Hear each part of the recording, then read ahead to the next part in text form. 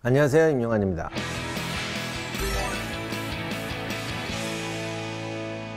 인상밀톡 사기, 오늘 첫 번째는 배기숙제입니다.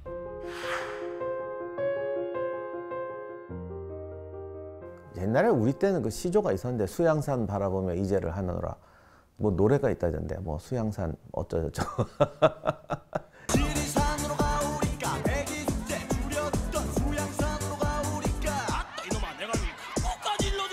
배기숙제는 왕을 시켜준다는데 싫다 하고 이제 수양산으로 도망간, 그래서 권력을 버린 사람으로 유명하죠. 그 배기숙제가 사실은 사마천의 사기 열전의 제 첫 번째 나오는 인물입니다. 그래서 오늘은 사기를 시작하면서 배기숙제를 첫 번째로 다뤄보겠습니다. 1976년에 중국의 헛베이성에 그 탕산시라는 곳이 있는데, 이곳이 그 지진으로 큰 피해를 입습니다. 그때 그냥 정말 도시 하나가 통으로 내려앉아가지고, 야, 지진해도 어떻게 저럴 수가 있냐 그랬는데, 이제 그게 수직형 지진인가 그래요. 그게 정말 무섭대요. 그냥 통째로 내려앉았죠. 그 뒤로 이제 탕산시 하면 그냥 지진 공포의 상징처럼 됐는데, 이 탕산시가 사실은 배기숙제의 고향입니다. 배기숙제의 나라 고죽국이 있던 곳이죠. 배기숙제는 고죽국의 왕의 아들이었는데, 이 아버지께서 돌아가시면서 형제 중에, 아들이 몇 명인지 모르겠어요. 근데 편의상 셋째라고 할게요. 셋째였던 숙제에게 왕위를 물려줍니다. 그러자 숙제가, 아니 큰형님이 계신데 왜 내가 왕위를 물려받냐, 그래서 이제 왕위를 양보해요. 그러자 큰형님인 배기가, 뭔 소리냐, 아버님이 명령하셨는데 왜 그걸 어기냐, 이거는 불효다. 그리고 본인이 왕위를 안 받겠다고 도망을 칩니다. 이걸 이제 망명이라고 하죠. 그러자 숙제가, 나도 못해 그러면서 도망을 쳤대요. 그렇게 되니까 사람들이 이제 할 수 없이 배기와 숙제 사이에 있던 둘째를 왕으로 모셨다. 그래서 배기와 숙제는 함께, 근데 여기서 함께가 중요해요. 함께 이제 망명을 떠납니다. 두 형제가 망명해서 도착한 곳이 시안시 근처에 있는 이제 주나라 땅으로까지 도망을 갑니다. 좀 충격적이긴 하죠. 왕하라는데 싫다고 튀었는데, 중국 대륙을 완전히 동쪽에서 서쪽으로 가로질러서 비행기로 1시간 이상 가는 거리를 갔다는 겁니다. 아무튼 그걸로 갔어요.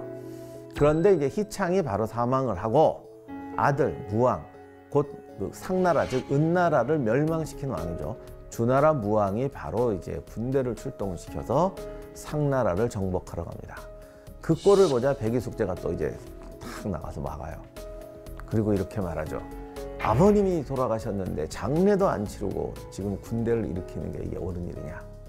당신이 신하인데, 당신은 이제 봉건제니까 상나라가 이제 천제고, 그 밑에 제후들이 죽이 있거든요. 주나라는 상나라 밑에 제후니까, 그러니까 제후가 이제 왕을 공격하는 거니까 이러면 이건 인이 아니다.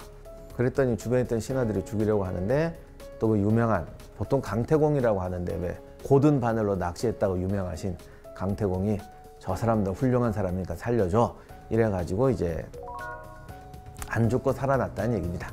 그런데 이제 주나라가, 무왕이 상나라를 멸망시키고 황제가 되니까 배기숙제는 주나라의 양식을 우리는 먹을 수 없다. 그래서 수양산이라는 곳으로 들어갑니다. 그곳에서 고사리를 캐먹고 살다가 굶어 죽었다고 합니다. 이게 여담인데, 황해도 해주에 수양산이라는 곳이 있대요. 그래서 이제 해주에서 세종실록 지리지 보면 해주가 바로 배기숙제가 죽은 곳이다. 그리고 해주가 고죽국이었다. 뭐 이런 또 전설이 있다고 합니다. 해주 수양산에 못 가봤는데 하여간 뭐 그렇대요. 그래서 배기숙제가 우리나라로 왔다, 뭐 이런 얘기도 꽤 많이 있습니다. 그런데 이 얘기를 하면 이런 질문이 나옵니다. 아니, 주나라 양식을 안 먹겠다고 수양산에 들어갔다고 하는데, 뭐 수양산은 주나라 땅 아니냐. 이게 뭐 히말라야로 망명했다면 얘기가 되지만, 거기가 거긴데 거기서 고사리 캐먹으면 뭐 그건 주나라 곡식 아니냐, 뭐 이런 얘기, 의문이 들잖아요. 저도 어릴 때 그런 생각 했어요. 그래서 나중에 이제 이런 이야기가 생겨요. 배기숙제가 거기 있는데, 뭐 어린 나물 캐던 소녀라는 말도 있고, 뭐 어떤 사람이 와서, 당신 왜 여기 있습니까? 그랬더니, 우리는 의리를 지켜서 주나라 양식을 안 먹으려고 흥태. 그랬더니, 뭐 이건 주나라 땅 거 아니에요? 그 말을 듣고 배기숙제가 크게 깨달아서 이제 굶어서 돌아가셨다라는 얘기예요.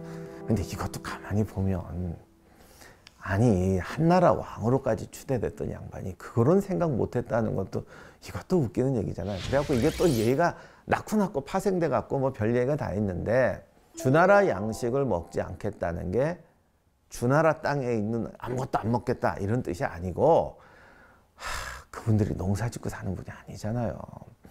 그리고 그쪽 땅에 망명했다고 저기 무슨 저 빈민구호소에 사시는 게 아니라고.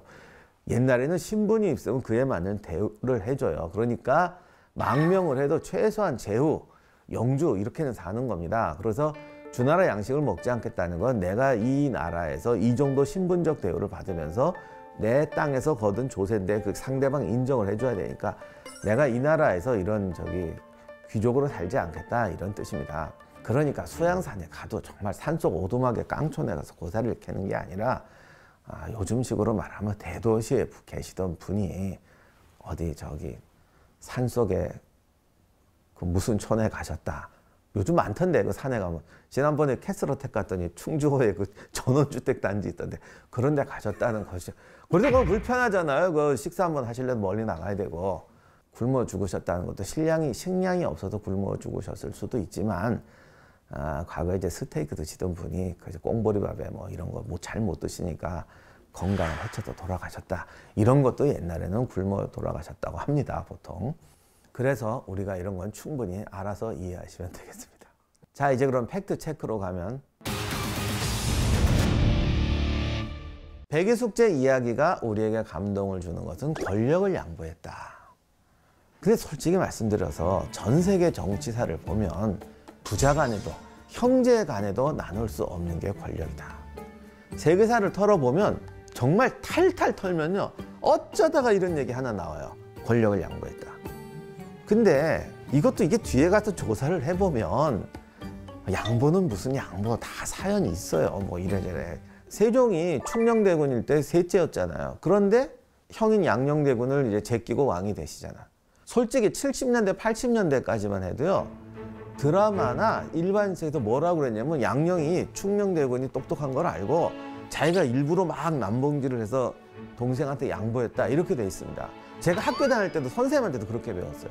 당시에 정말 널리 퍼져 있었는데 90년대 들어서 그거 아니다 해서 요즘에나 돼야 이제 그거 아니다 원래 그랬다라고 이제 이게 알려졌습니다.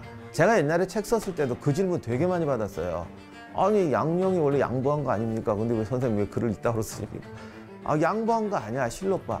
실록이라도 있으니까 이게 우리가 오늘 지금에서라도 이게 양녕이 양보한 게 아니다라고 이게 정설이 됐는데 실록 없었고 야사나 이런 얘기가 돌아다녔으면 우린 지금도 양녕이 충녕한테 아름답게 양보했다고 믿고 있을 겁니다.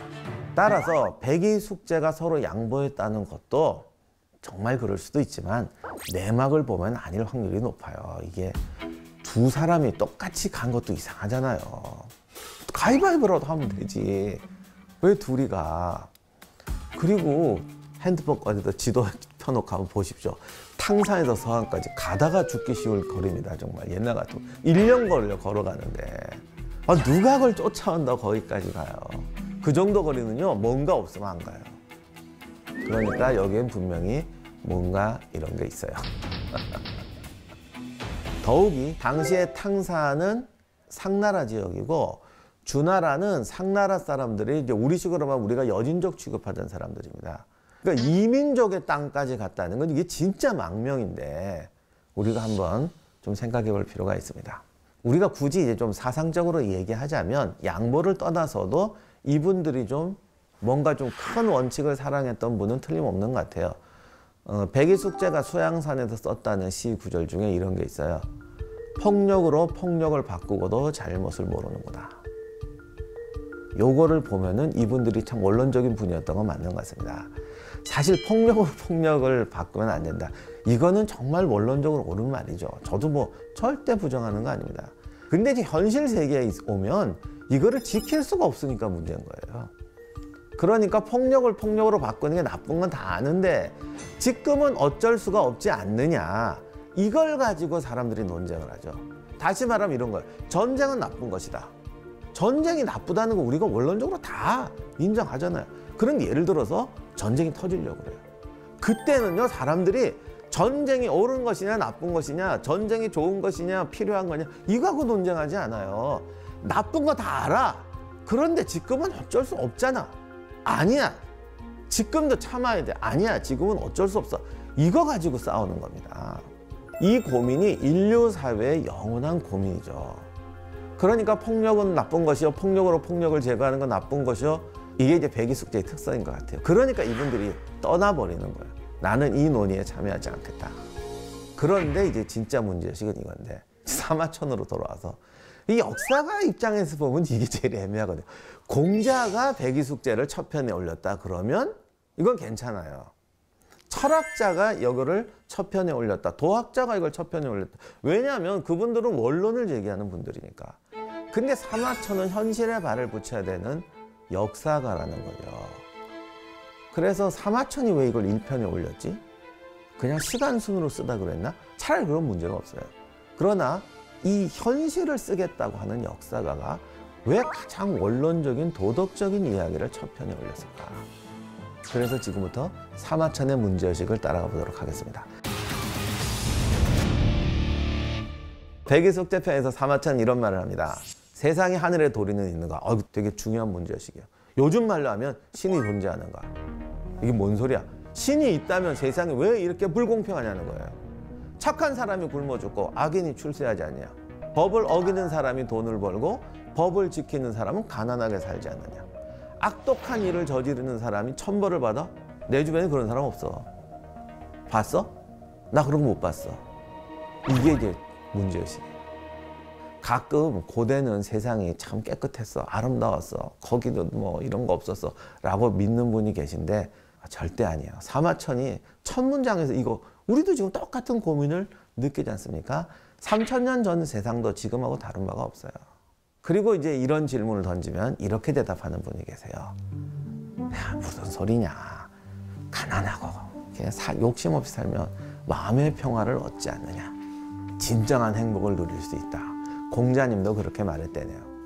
제가 이걸 부정하는 게 아니라 사마천이 또 이렇게 말합니다. 말도 안 되는 소리 마. 배기숙제가 마음이 편했다고. 나 안 믿어. 얼마나 고통스러웠겠어. 저도 동의해요. 정말 배기숙제가 거기서 캐먹으면서 야, 왕 포기하고 부귀영화 속세 떠나 사니까 행복하거나 그랬을 것 같을까요? 아무튼 사마천의 문제의식은 여전히 남아요. 어떻든 간에 행복하든 안 행복하든 간에 악인이 출세하고 선량한 사람이 더 많은 고통을 받는 이 모순을 우리는 어떻게 설명해야 되느냐. 그래서 사마천이 위대한 역사가인 겁니다.